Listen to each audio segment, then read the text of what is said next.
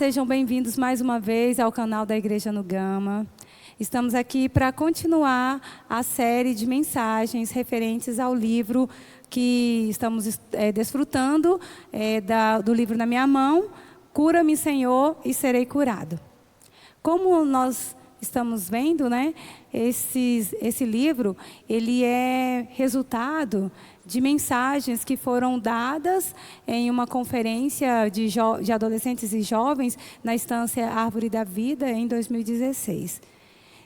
Hoje, o capítulo que nós vamos desfrutar é o capítulo 4. Mas eu vou fazer uma breve recapitulação do que nós já vimos até agora, né?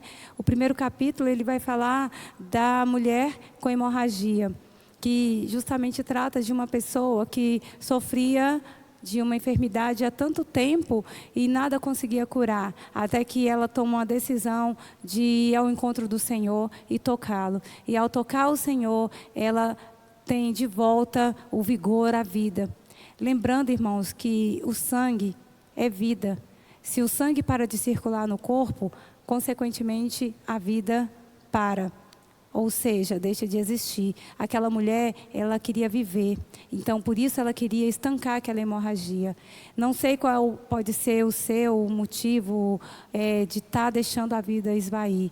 Mas eu quero dizer uma coisa. Tocar o Senhor é a cura que nos faz voltar a viver plenamente, com todo o vigor que nós precisamos. No capítulo 2, vai falar um pouco da mulher samaritana, uma história também bastante conhecida por todos nós, né? Fala de uma mulher que, embora ela não soubesse, ela tinha uma sede interior tão profunda que fazia com que ela buscasse em relacionamentos saciar aquela sede. E no encontro com Jesus, que o próprio Jesus promoveu esse encontro, né? Eu acho muito interessante essa história, porque o Senhor dispensa os discípulos para ir comprar alimento e fica só no poço, e ali ele desenvolve um diálogo com aquela mulher para despertar nela aquilo que ela ainda não tinha se atentado, a sede interior. E ela, quando vê que aquilo tudo que ela buscava em relacionamentos era uma sede, mas não era uma sede física que podia ser saciada com vários casamentos, mas simplesmente em tocar a fonte viva e beber dessa fonte. Então, cada um de nós podemos também ainda ter alguma coisa que nos torne sedentos, mas seja o que for que você perceber que ainda te gera uma sede, eu garanto que tocar o Senhor, beber dessa fonte, é o que vai nos saciar plenamente. E saciar do Senhor hoje é tocar na palavra. Não numa palavra morta, mas numa palavra viva. Porque naquele momento ali, aquela água que o Senhor oferece, não é uma simples água parada de um poço, mas é a fonte a jorrar, que é Ele mesmo. Então, a palavra viva, essa palavra que é uma palavra rema, não é uma palavra logos, que fica ali paradinha, que vem para todo mundo de um contexto único, mas uma palavra pessoal que vai fazer com que você toque o Senhor de uma forma que dê resultado, gere testemunho, ao ponto de outras pessoas também quererem a mesma fonte que você bebeu e seja um testemunho de pregação do Evangelho, como foi aquela mulher. No capítulo 3, nós já vemos um homem totalmente incapaz de ser liberto por si mesmo. Ele estava endemoniado. E ele vivia por isso isolado das pessoas, numa condição triste, né, a qual o Senhor não criou o homem para viver, porque Deus criou o homem para viver no corpo, no coletivo, né? Nós hoje também, como membros do corpo de Cristo, nós não podemos viver isolados. E então, se nós estamos tendo uma vida de isolamento, né, nós temos que pedir ao Senhor libertação, porque nós temos que receber uma libertação para viver plenos no corpo, viver junto com outras pessoas, viver na sociedade sendo testemunho. E nesse capítulo do jovem endemoniado, eu toco em algo muito específico. Quando ele é liberto, ele pede para seguir o Senhor. E o Senhor fala para ele, não, volte para a sua casa. Quando ele fala isso, sabe, o que eu acho interessante é que ele voltar para casa parecia que ia restringir o testemunho, uma vez que ele foi liberto, né? Mas não, o Senhor fala para ele voltar para casa, mostrando que o testemunho de uma vida transformada, começando da nossa casa, do nosso trabalho, da nossa vizinhança, dos lugares mais próximos, daquelas pessoas com quem mais conviveram conosco, isso gera um grande testemunho, porque essas pessoas que nos conheciam antes da transformação, nos ver transformados e libertos, isso vai realmente ter um grande impacto, né? Então, às vezes, a gente pensa que logo após ser uma grande libertação, uma cura, né, ser saciado, o mais importante é sair de uma forma bem visível. Mas, às vezes, não. Cada situação o Senhor vai dar uma resposta, né? Para a mulher samaritana foi ir trazer toda a cidade. Para esse homem liberto, foi voltar para o convívio daqueles que o conhecia e ver que ele tinha sido totalmente liberto e transformado pelo Senhor. E hoje, né, no capítulo que nós iremos desfrutar do livro, é o capítulo 4, ele fala falta-lhe uma coisa. Nesse capítulo, o mais interessante é que vai se falar de um jovem, né, e um jovem rico. Né, e aí a gente pensa, faltar alguma coisa para alguém que é rico parece meio contraditório, né? Mas eu vou ler aqui a mesma passagem em livros diferentes, porque tem algumas palavras que tem em um que não tem no outro, que dá mais ênfase e eu gostaria que a gente desfrutasse, né? Esse texto, né, que vai tratar o capítulo 4, falta-lhe uma coisa, ele está em Mateus 19, a partir do versículo 16. Eu vou ler umas porções aqui em Mateus e depois eu leio em Marcos. E eis que alguém, aproximando-se, lhe perguntou: Mestre, que farei eu de bom para alcançar a vida eterna? Respondeu-lhe Jesus: Por que me perguntas acerca do que é bom? Bom só existe um. Se queres, porém, entrar na vida, guarda os mandamentos. E ele perguntou: Quais? Respondeu-lhe Jesus: Não matarás, não adulterarás, não furtarás, não dirás falso testemunho, honra teu pai e tua mãe, e amarás o teu próximo como a ti mesmo. Replicou-lhe o jovem: tudo isso tenho observado. Que me falta ainda? Disse-lhe Jesus: Se queres ser perfeito, vai, vende os teus bens, dá aos pobres e terás um tesouro nos céus. Depois, vem e segue-me.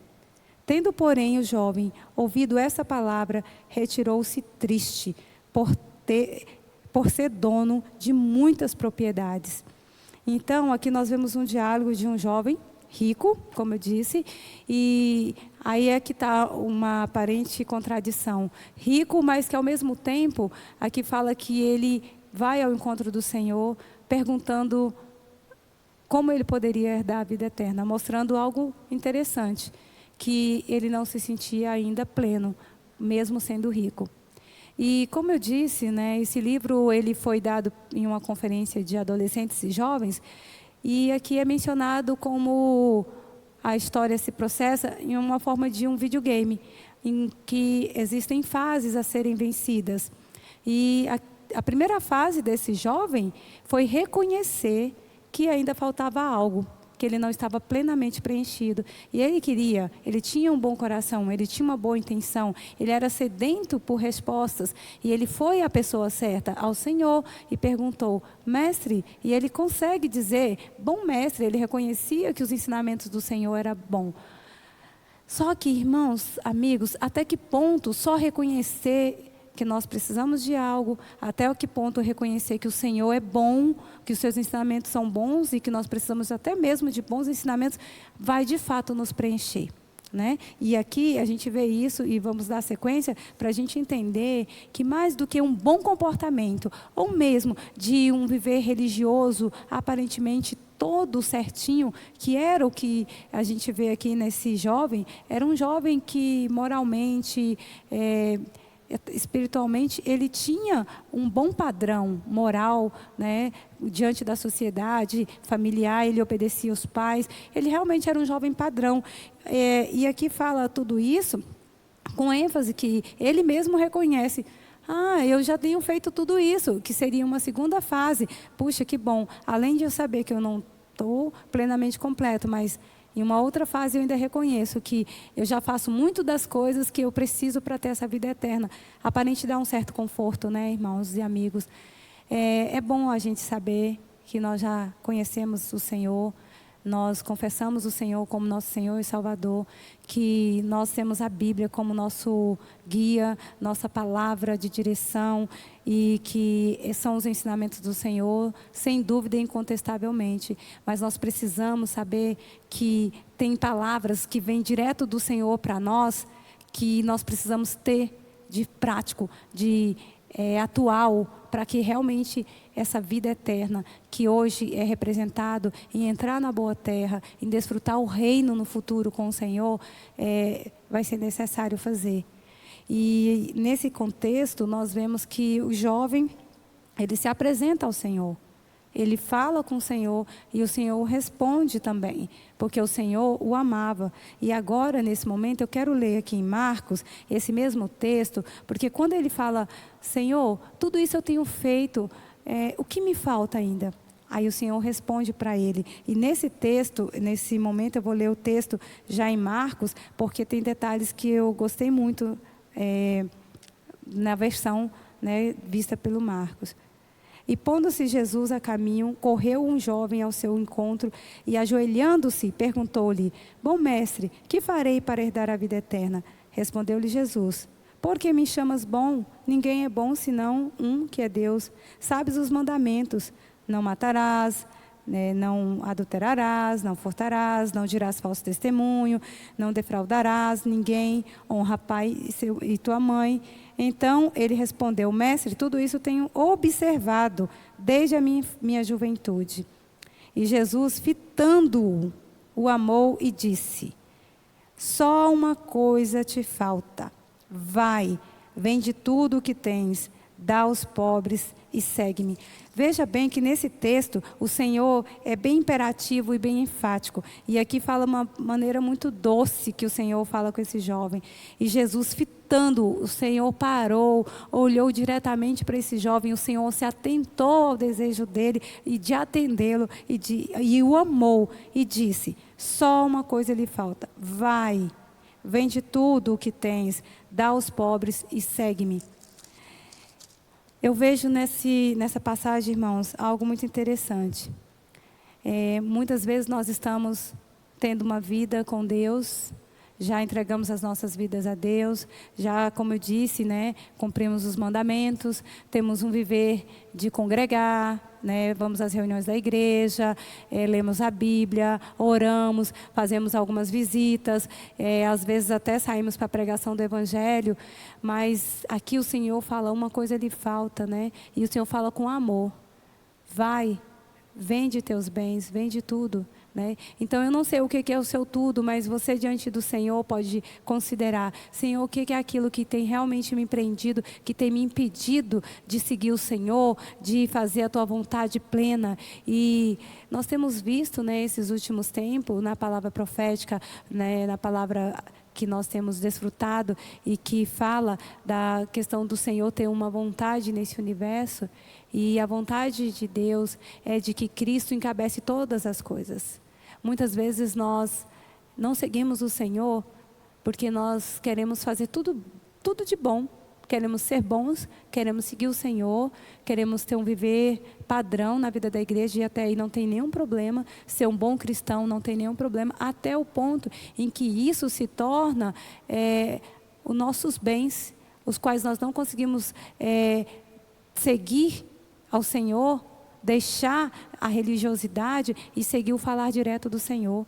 Naquele momento, o Senhor estava falando para aquele jovem, deixa os seus bens e vende tudo, dê aos pobres e segue-me. Ou seja, o Senhor estava pedindo aquilo que ele mais amava, aquilo que ele mais estava segurando, que eram seus bens. Por isso, no início eu disse, a história de um jovem rico.